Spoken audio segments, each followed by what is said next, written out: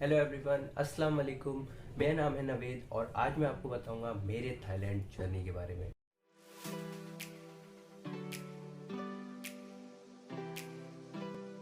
इस वीडियो में total 4 part की बात करूंगा। सबसे पहले प्रोसेस कि आखिर मैं थाईलैंड क्यों गया था, कैसे गया था, किस तरह गया था।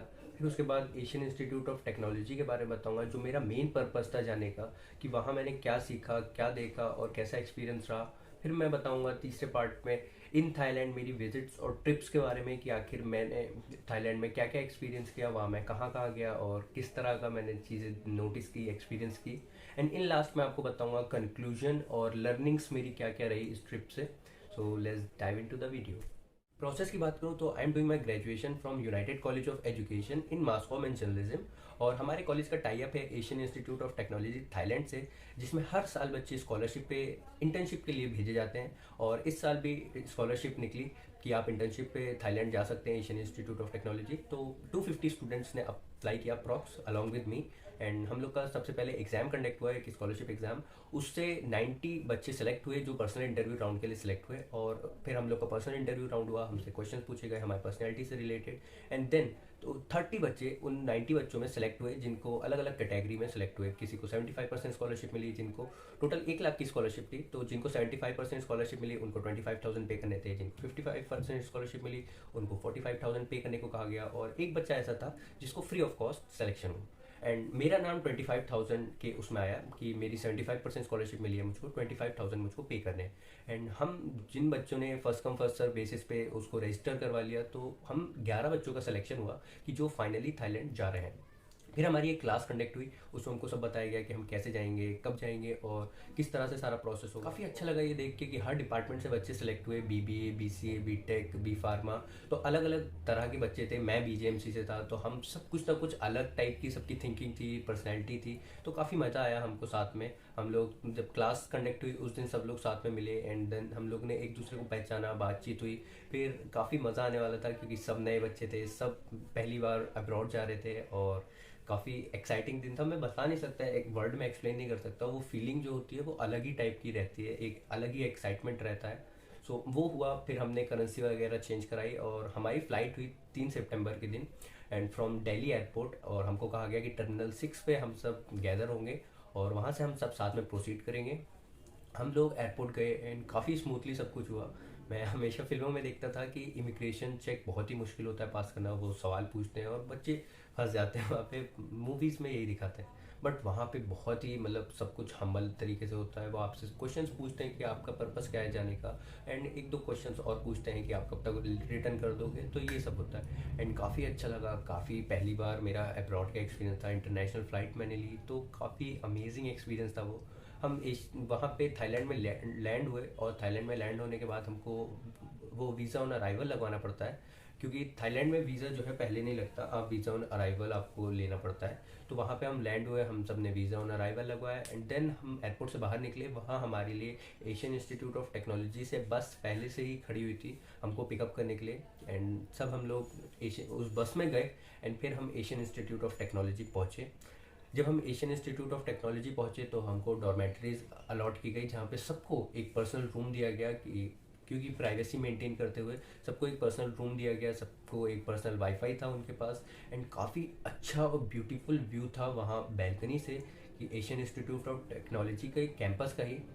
और बहुत ही रिफ़्रेशिंग टाइप का वो फील थी, एनर्जी थी, एक अलग ही वाइब थी। वहाँ की इन्वायरमेंट बहुत ही साफ़ सुथरा, नीट क्लीन एंड काफ़ी अच्छा था। फिर अगले दिन हम क्लास में गए एंड वहाँ पे हमारी टोटल 15 क्लास हुई। Asian institute of technology Thailand के टॉप कॉलेजेस में आता है। ये मोस्टली टेक्नोलॉजी बेस्ड कॉलेज ज़्यादा है, जिसमें टेक्निकल सब्जेक्ट ज़्यादा है, जैसे बीटेक हो गया, इकोनॉमिक्स हो गया। एंड हमको इसमें एक स्पेशल डिग्री प्रोग्राम पढ़ने का मौका मिला जो कि 15 डेज़ का था। और उसमें क्या था कि हर दिन एक नया प्रोफेसर आता था, एक अलग फील्ड का एक्सपर्ट आते थे। वो हमको बताते थे कि उनके फील्ड के बारे में क्या है। और काफ़ी हमने प्रैक्टिकल्स किए और काफ़ी डिस्कशंस हुए, ग्रुप डिस्कशन हुए, प्रैक्टिकल एक्टिविटीज़ हुई। हमने बहुत सारे एक्टिविटीज़ करे और एक्सरसाइज हुए, बहुत मज़ा आया हम लोग को। एंड थ्योरी किसके नहीं पढ़ाते ये टीचर्स, आपको एक्सप्लेन करते हैं, आप ही क्वेश्चन पूछते हो और आप ही कहीं ना कहीं उसको जवाब देने की कोशिश भी करते हो। तो वो काफ़ी अच्छी चीज़ थी। एंड हमने इसमें रिमोट सेंसिंग के बारे में पढ़ा, मशीन लर्निंग के बारे में पढ़ा, ब्रेन कंप्यूटर के बारे में पढ़ा, एआई वगैरह के बारे में पढ़ा। हमने कम्युनिकेशन स्किल, लीडरशिप स्किल्स के बारे में पढ़ा। और काफ़ी मज़ा आया। हर दिन एक नया सब्जेक्ट पढ़ने को मिलता था, काफ़ी मज़ा आता था।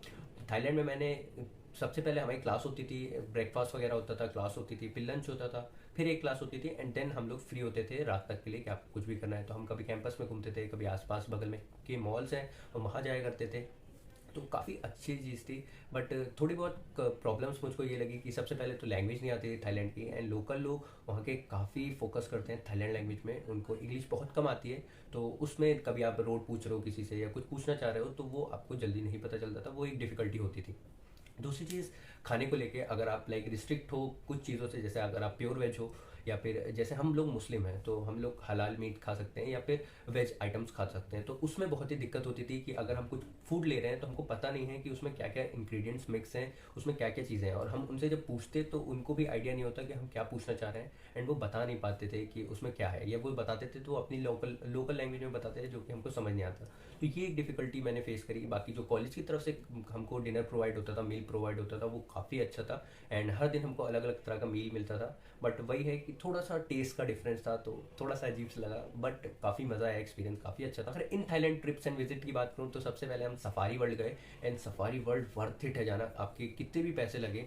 मैं ये कहूँगा सफारी वर्ल्ड आप लाइफ में ज़रूर जाएं अगर आप थाईलैंड जा रहे हैं कभी। सफारी वर्ल्ड एक अलग तरह का एक्सपीरियंस है। सबसे पहले तो उसमें दो टाइप के पार्क होते हैं, एक मरीन पार्क होता है, एक सफारी पार्क होता है। मरीन पार्क में आप गाड़ी से जाते हो और चारों तरफ चक्कर लगाते हो, जिसमें जानवर खुले रहते हैं और आप एक गाड़ी में रहते हो, आप गाड़ी से बाहर नहीं निकल सकते।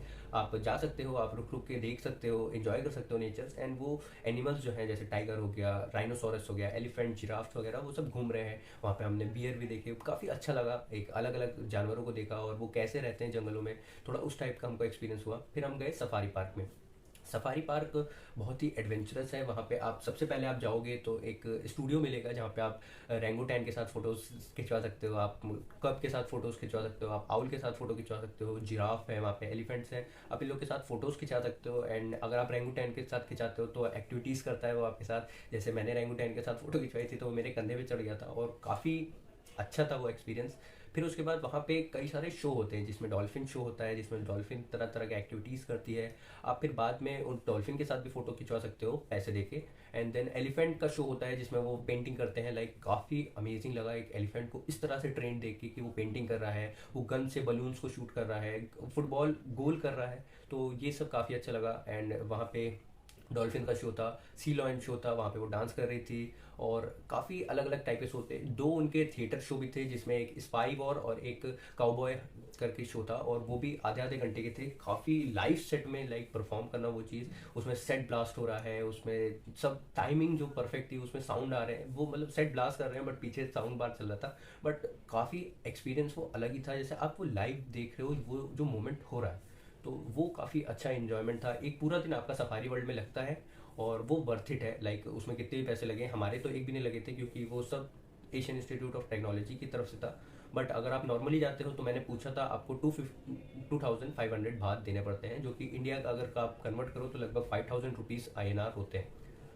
और ये सबसे पहले हम गए थे। उसके बाद हम साइंस म्यूज़ियम गए, साइंस म्यूज़ियम में भी हमने डिफरेंट तरह की चीज़ें देखी। और फिर उसके बाद हम चटुचक मार्केट गए। चटुचक मार्केट में क्या होता है कि होलसेल मार्केट है और काफ़ी सस्ती मार्केट है थाईलैंड में, और आपको शॉपिंग करनी है तो मैं यही कहूँगा कि चटुचक मार्केट से ही करनी चाहिए, क्योंकि हमने जो एक्सपीरियंस किया वहाँ पे कि काफ़ी प्राइस में डिफरेंस था। लाइक चटुचक मार्केट में आपको 100 रुपये में भी टी शर्ट्स मिल जाएंगी, वही आप मॉल में देखोगे। हम मॉल में भी गए थे, फ्यूचर पार्क हो गया, या फिर हम मॉल में MBK मॉल गए थे, तो वहाँ पे हमने प्राइस डिफरेंट देखा कि जो चटुचक मार्केट में हमको 100 बात या 200 बात का मिल रहा था, वो मॉल में हमको 500 बात का मिल रहा था। तो काफ़ी ज़्यादा प्राइस डिफरेंट है। अगर आपको वहाँ से शॉपिंग करके लाना है तो आप चटुचक मार्केट चाहिए, वहाँ पे आपको एब्सोल्युटली एवरीथिंग मिल जाएगा, सब कुछ। मैंने की चेन्स वगैरह लिए जो कि मुझको बांटने थे, बाकी मैंने टॉफ़ीज़ वगैरह ली, एक दो टी शर्ट्स लिए वहाँ से। एंड काफ़ी अच्छा ओवरऑल एक्सपीरियंस रहा मेरा वहाँ पे भी।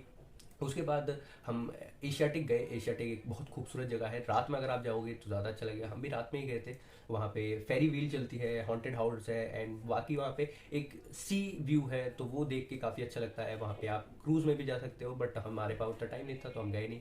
वहाँ काफ़ी सारे फूड्स हैं, आप उसको भी इंजॉय कर सकते हो। एशियाटिक भी एक वर्ल्ड बेस्ट जगह मैं कह सकता हूँ, अगर जहाँ तक अब तक मैंने विज़िट किया है।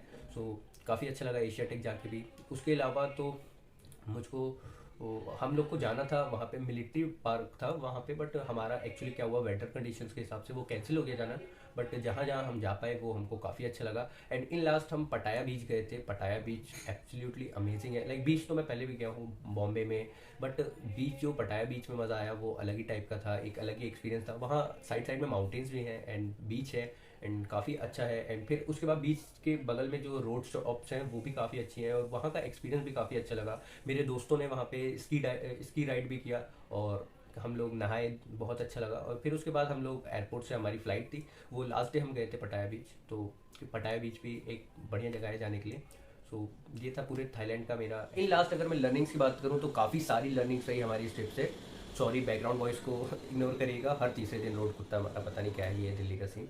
तो काफ़ी एक अलग टाइप की हमारी लर्निंग्स रही, हम सब ने कुछ ना कुछ सीखा, कुछ ना कुछ एक्सपीरियंस लिया। और मैं यही कहूँगा कि एक इंटरनेशनल ट्रिप अगर आप लेते हो तो आपकी लाइफ में एक अलग ही एक पर्सनैलिटी आपकी बनती है, एक अलग तरह का आपको एक्सपीरियंस होता है, काफ़ी चीज़ों आप सीखते हो, नई सीखते हो, वहाँ नए लोगों से मिलते हो, एक अलग तरह से बातें होती हैं। तो वो चीज़ें जो आप सीखते हो ना, वो काफ़ी अलग ही रहती है। और एज एन इंटरनेशनल स्टूडेंट काफ़ी फ़ायदा होता है आपको इन सब चीज़ों का, क्योंकि एक तो अगर मैं ये कहूँ कि आप अपने पैसों से जब जाते हो ना, तो कहीं ना कहीं वो एक फ़िक्र रहती है कि इतने पैसे हमारे रहने में लगेंगे, इतने पैसे खाने में लगेंगे, इतने एक्टिविटी में लगेंगे। तो कहीं ना कहीं आपका माइंडसेट वो रहता है कि थोड़े पैसे सेव करके चल रहे हैं हमको। बट क्योंकि मैं एज एन एक्सचेंज स्टूडेंट गया था, हमको सब कुछ कॉलेज की तरफ से प्रोवाइड था, हमारा रहना, खाना पीना, घूमना सब कुछ हमारा था। बस हमारे फंड्स ये थे कि हमको जो शॉपिंग करनी है या हमको कुछ अपना पसंद का खाना है तो वो हमको खरीदना पड़ेगा।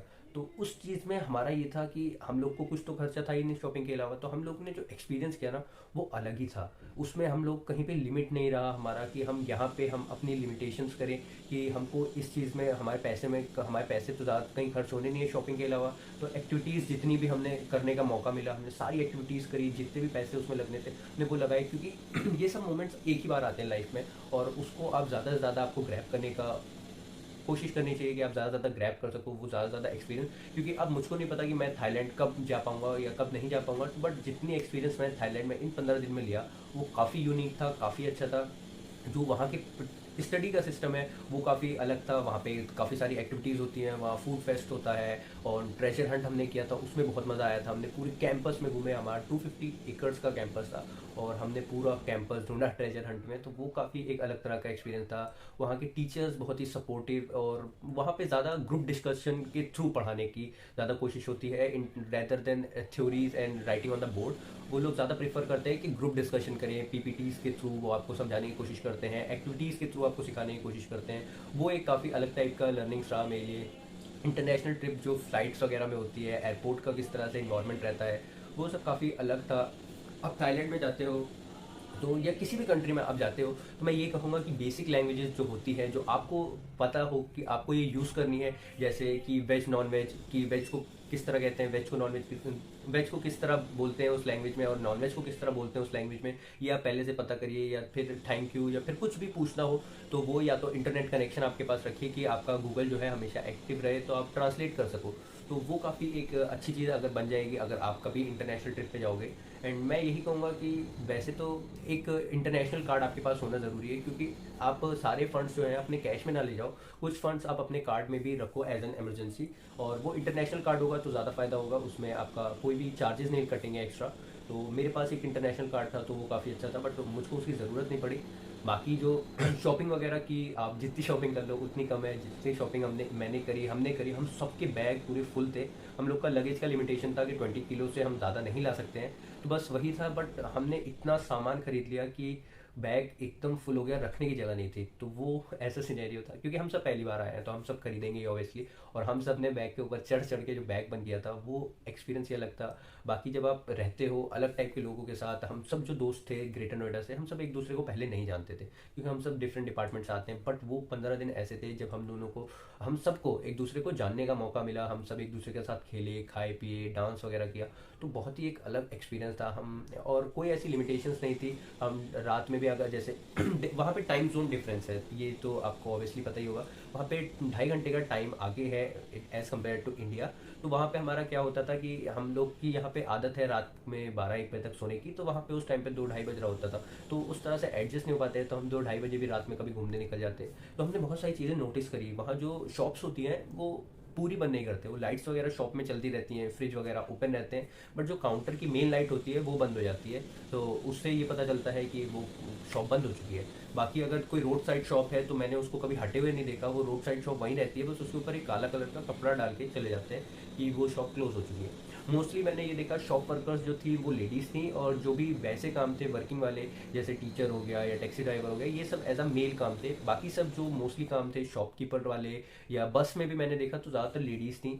बस कंडक्टर, बस ड्राइवर वगैरह, शॉप्स वगैरह पे मैंने ज़्यादातर लेडीज़ को पाया। और मैंने ये देखा कि वहाँ जो जेंट्स हैं वो वैसे आउटसाइड काम ज़्यादा करना पसंद करते हैं, कि घर से बाहर जाने वाला है, जिसमें ऑफिस हो गया एंड कंस्ट्रक्शन वगैरह का काम, इस सब में बॉयज़ मेनली ज़्यादा थे, मेल जो थे वो ज़्यादा थे, एंड फीमेल जो वहीं पे रह के जैसे शॉप्स वगैरह के काम है वो सब काम करना ज़्यादा प्रीफर करती थी। तो ये सब मेरी लर्निंग्स रही। और मैं यही कहूँगा कि अगर आपको कभी मौका मिले इंटरनेशनल जाने का तो ज़रूर जाइए। एंड मैंने तो यही सोचा है कि अब मास्टर्स के लिए मैं अप्लाई करूँगा अब्रॉड का, क्योंकि आपकी लाइफ में आप तीन ही टाइप की पढ़ाई करते हो। आप सबसे पहले 10th 12th करते हो, उसके बाद बैचलर्स करते हो, उसके बाद मास्टर्स करते हो। 10th 12th में तो हमारा जाना बहुत मुश्किल होता है बाहर, बट आप जा सकते हो बैचलर्स में, आप जा सकते हो मास्टर्स में, इन दो में आप जा सकते हो। और मैं यही कहूँगा कि आपको दो में से एक बार तो अप्लाई करना ही चाहिए।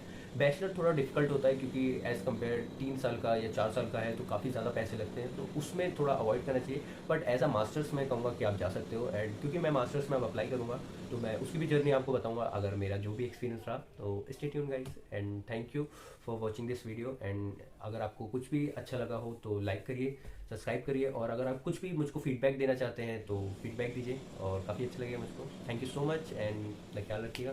Bye bye.